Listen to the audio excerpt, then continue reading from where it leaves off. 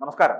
രാജീവ് ചന്ദ്രശേഖർ ഇപ്പോൾ എന്ത് ചെയ്യുന്നു എന്ന് ചിലപ്പോൾ തലസ്ഥാന നഗരവാസികളടക്കം ചിന്തിക്കുന്നുണ്ടാകാം. പരാജയപ്പെട്ടു പോയത് കൊണ്ട് അദ്ദേഹം മാറി സഞ്ചരിക്കുന്നുണ്ടോ എന്നുകൂടി ചിന്തിക്കുന്നുണ്ടാകാം.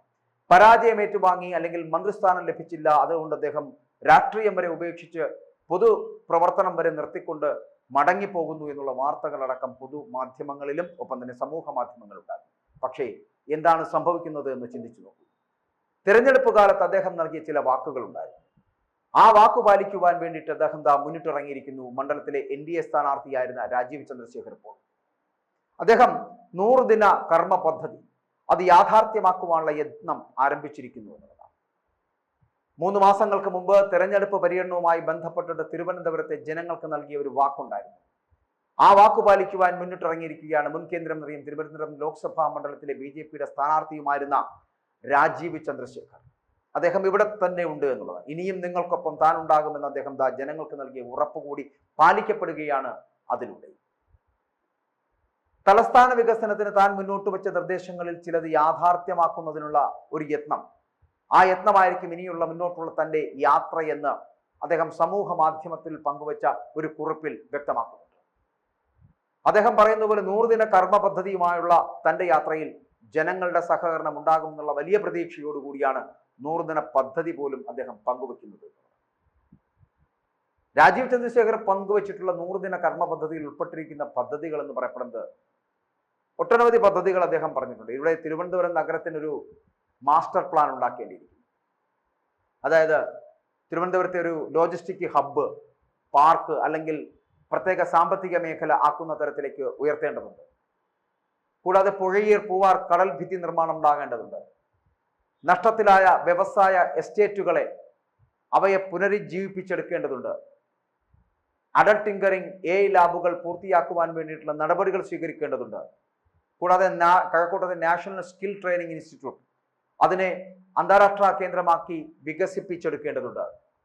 RGCBക്ക് ഗവേഷണ സൗകര്യങ്ങൾ അത് നവീകരിക്കുന്നതിന് വേണ്ടിയിട്ടുള്ള സഹായങ്ങൾ ചെയ്തു കൊടുക്കേണ്ടതുണ്ട്. കൂടാതെ എല്ലാ മത്സ്യബന്ധന ഗ്രാമങ്ങളിലും മാർക്കറ്റുകളിലും സ്ത്രീകൾക്കായിട്ട് ടോയ്ലറ്റുകൾ നിർമ്മിച്ചു നൽകേണ്ടതുണ്ട്. കോൾഡ് ചെയിൻ പ്രോസസ്സിംഗ് പ്രോത്സാഹിപ്പിക്കുന്നതിനായിട്ട് നിക്ഷേപം കണ്ടെത്തേണ്ടതുണ്ട്. കൂടാതെ ഈ തീരപ്രദേശങ്ങൾക്ക് ഏറ്റവും അനുയോജ്യമായിട്ടുള്ള സ്കിൽ ഡെവലപ്മെന്റ് സംവിധാനം രൂപീകരിക്കപ്പെടാൻ പോകുന്നു.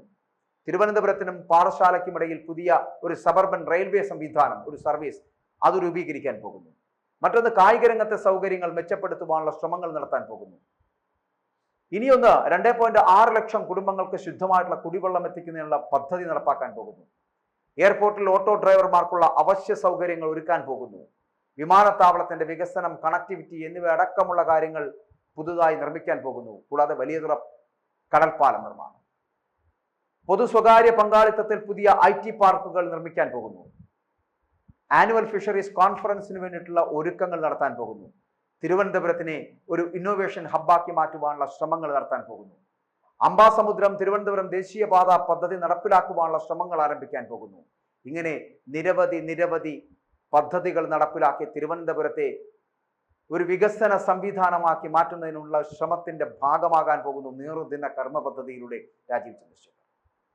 ഒരു പരാജയമേറ്റ് വാങ്ങി എന്ന് പറഞ്ഞ് മടങ്ങിപ്പോകാൻ തയ്യാറല്ല എന്നും വരുന്ന തെരഞ്ഞെടുപ്പിൽ ഈ തിരുവനന്തപുരം തന്റെ കൈക്കുമ്പിളിൽ ഒതുങ്ങുമെന്നുള്ള പൂർണ്ണമായ വിശ്വാസത്തോടു കൂടി തന്നെയാണ് രാജീവ് ചന്ദ്രശേഖർ തന്റെ 100 ദിന കർമ്മ പദ്ധതികളുമായി ജനങ്ങൾക്ക് നടുവിലേക്ക് ഇറങ്ങുന്നത്. ജനങ്ങളുടെ ആവശ്യങ്ങൾ 3 മാസം കൊണ്ട് പഠിച്ചു മനസ്സിലാക്കി അതിനുശേഷം അവരുടെ ആവശ്യങ്ങൾ പൂർത്തീകരിക്കുന്നതിന് വേണ്ടിയുള്ള ശ്രമങ്ങൾ ആരംഭിച്ചിരിക്കുകയാണ് ഇപ്പോൾ രാജീവ് ചന്ദ്രശേഖർ. അദ്ദേഹത്തിന്റെ ആ ശ്രമങ്ങൾ ഒരു പരിധിയിൽ കവിഞ്ഞ് ജനങ്ങൾക്ക് ഉപകാരപ്രദമാകുമെന്നുള്ള കാര്യത്തിൽ സംശയമില്ല. അങ്ങനെ തീരദേശവാസികൾ, നഗരവാസികൾ എന്ന് വ്യത്യാസമില്ലാതെ എല്ലാവരെയും ഗ്രാമാന്തരങ്ങളിലും നാട്ടുവഴികളിലും അടക്കം വികസനത്തിന്റെ കുതിപ്പ് കൊണ്ടുവരുന്നതിനുള്ള ശ്രമം നടത്തുവാൻ തോറ്റിട്ട് പോലും തയ്യാറാകുന്ന ഒരു നേതാവായി രാജീവ് ചന്ദ്രശേഖർ ഉണ്ടാകും എന്നുള്ള കാര്യത്തിൽ സംശയമില്ല. അതുകൊണ്ടാണ് അദ്ദേഹം 100 ദിന കർമ്മ പദ്ധതികൾ മുമ്പോട്ട് വെക്കുന്നത്. ആ കർമ്മ പദ്ധതികൾ കേന്ദ്ര സർക്കാരുമായി ചേർന്ന് നിന്നുകൊണ്ട് നടപ്പിലാക്കുന്നതിനുള്ള ശ്രമങ്ങൾ അദ്ദേഹം ആരംഭിക്കാൻ പോവുകയാണ്. അങ്ങനെ തിരുവനന്തപുരത്തെ ഒരു വികസന ഹബ്ബാക്കി തീർക്കുക എന്നുള്ള ലക്ഷ്യത്തോടു കൂടി തന്നെയാണ് അദ്ദേഹത്തിന്റെ പ്രവർത്തനങ്ങൾ ആരംഭിക്കുന്നത്. 5 വർഷം കൊണ്ട് സുന്ദര സുരഭില തിരുവനന്തപുരം നഗരം നിർമ്മിക്കുക എന്നുള്ള യാഥാർത്ഥ്യത്തിലേക്ക് നടക്കുവാൻ ശ്രമിക്കുകയാണ് രാജീവ് ചന്ദ്രശേഖർ. ആ സ്വപ്നങ്ങൾ യാഥാർത്ഥ്യമാകുമ്പോൾ 2029 ലോക്സഭാ തെരഞ്ഞെടുപ്പിൽ രാജീവ് ചന്ദ്രശേഖർ തന്നെ തിരുവനന്തപുരത്തിന്റെ നായകനാകുമെന്നും അദ്ദേഹം പ്രതീക്ഷിക്കുന്നു.